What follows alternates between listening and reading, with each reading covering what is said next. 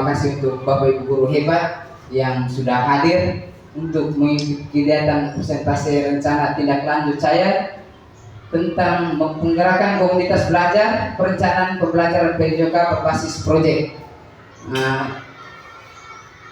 Dengan kegiatan yang saya ambil di sini tentang Sport Education Model atau SEM, di mana yang saya ambil balap karung antara kelas dengan temanya melestarikan permainan tradisional dalam olahraga modern. Yang berikut latar belakang. Latar belakang dari Sport Education atau SEM mendorong peserta didik untuk lebih aktif melalui voice, choice, dan ownership, menciptakan pembelajaran yang menyenangkan, partisipatif, dan berbakti.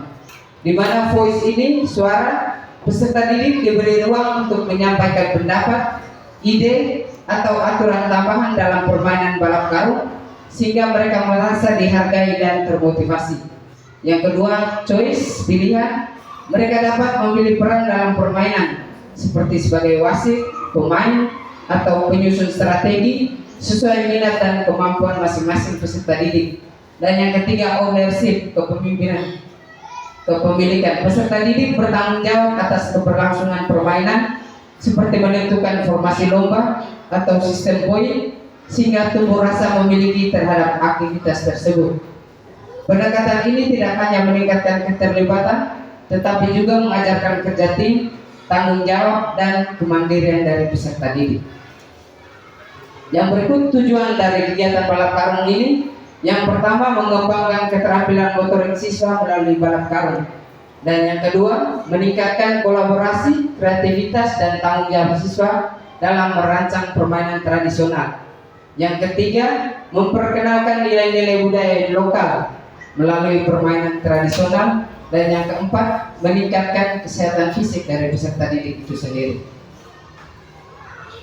Capaian langkah dan hasil. Capaian di sini merujuk dari tujuan tadi. Yang pertama, pemahaman peserta didik tentang keterampilan motorik dalam balap karung. Yang kedua, meningkatkan kolaborasi, kreativitas, dan tanggung jawab siswa dalam merancang permainan tradisional. Yang ketiga, memperkenalkan nilai-nilai budaya lokal melalui permainan tradisional.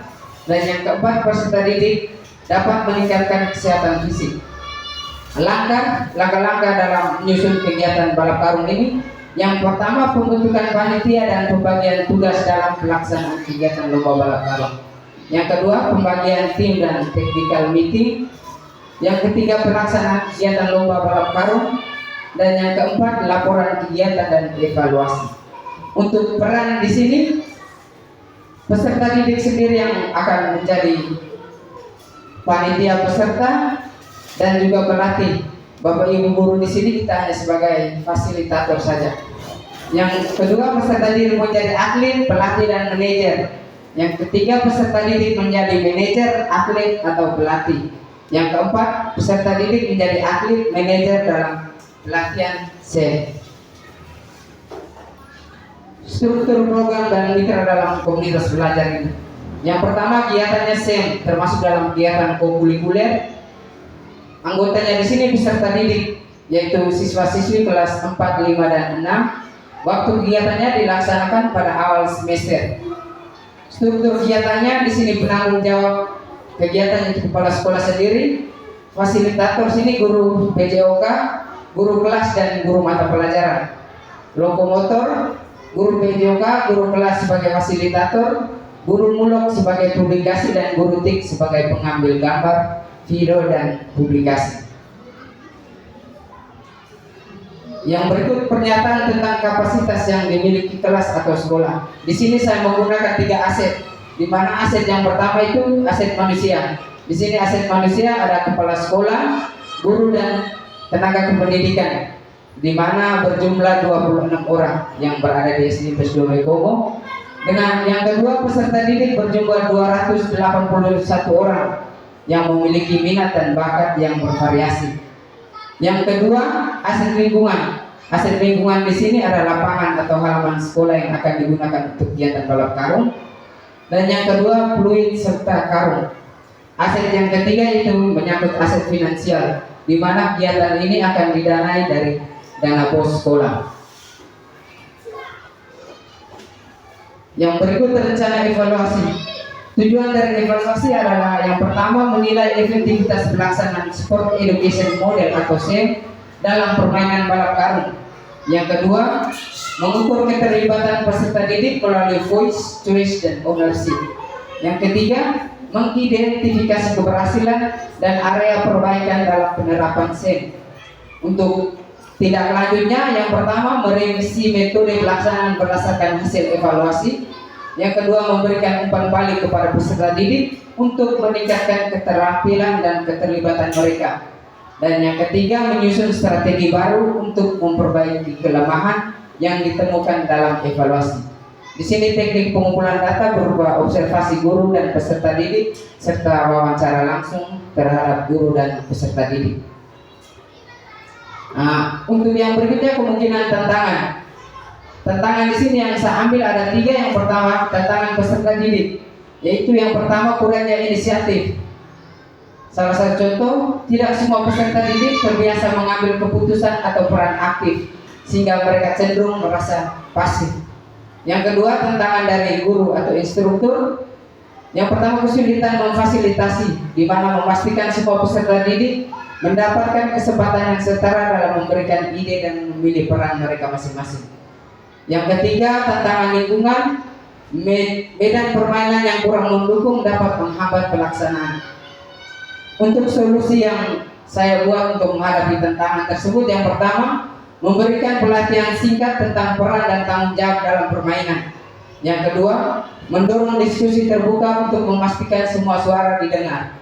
Yang tiga, membagi kelompok secara seimbang berdasarkan kemampuan fisik dan sosial. Yang keempat, mengelola waktu dengan membagi tahap perencanaan dan pelaksanaan menjadi lebih terstruktur. Dan yang terakhir, melibatkan peserta didik secara bergilir dalam berbagai peran untuk memberikan pengalaman yang setara. Mungkin dari saya hanya ini saja, kita masuk ke sesi diskusi dan tanya jawab. Mungkin Bapak Ibu mau memberikan saran masukan, kesempatan saya berikan. Om Pak. Baik, terima kasih atas kesempatan yang diberikan. Yang pertama, apresiasi kepada pemantau sebagai guru olahraga yang sudah memaparkan materi pada kesempatan ini secara baik. Terkait dengan melestarikan olahraga tradisional seperti yang dipaparkan tadi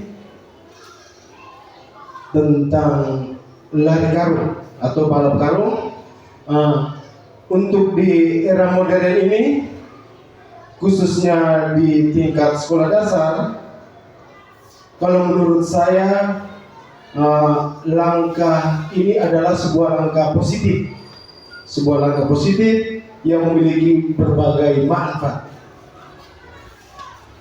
Berikut ada beberapa tanggapan terkait upaya.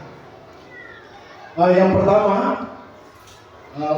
yang pertama peningkatan kesadaran budaya lokal. Balap karung adalah bagian dari warisan budaya.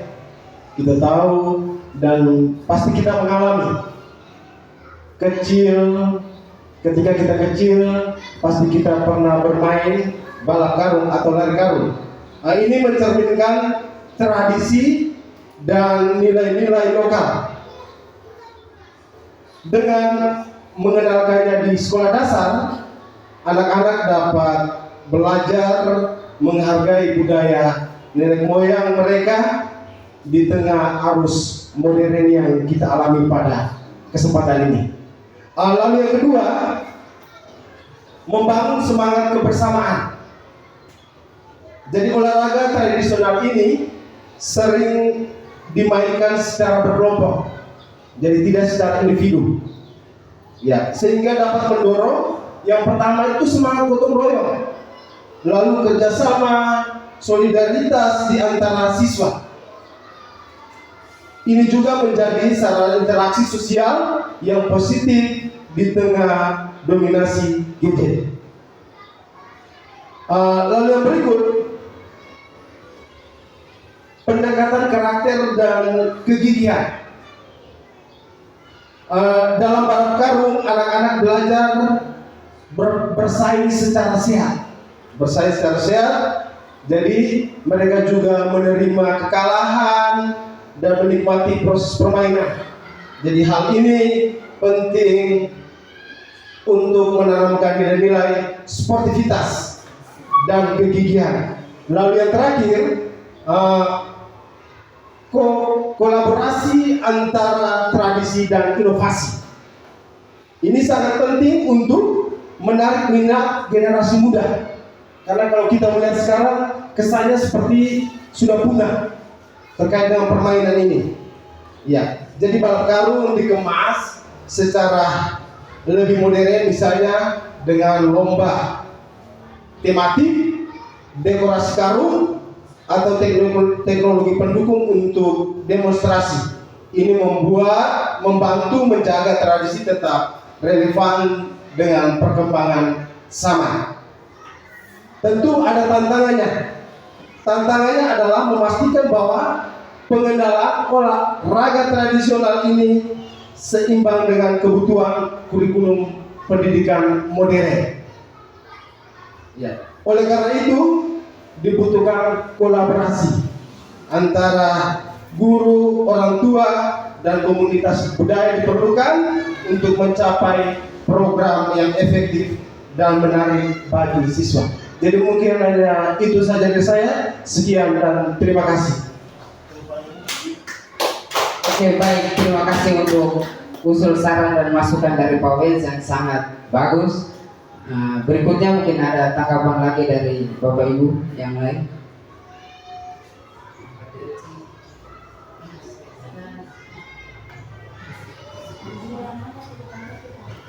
Oke, baik, kalau tidak ada lagi mungkin terima kasih untuk kesempatan Bapak Ibu yang sudah hadir untuk mengikuti kegiatan presentasi saya tentang Sport Education Model. Terima kasih banyak. Salam sukses untuk kita semua. Semoga menjadi guru yang profesional terbaik. Terima kasih.